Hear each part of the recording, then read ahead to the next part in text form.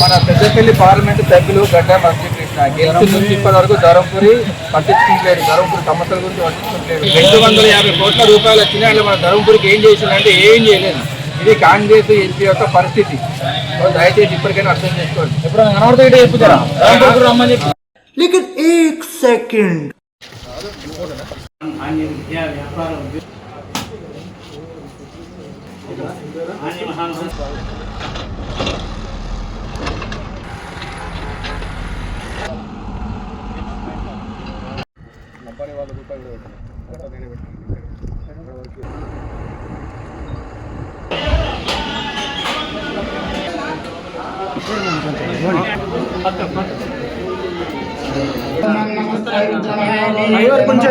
నమస్తే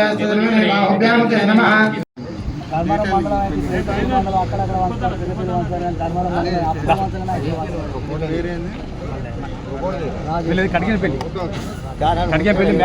మా మేనబాబు ధర్మారం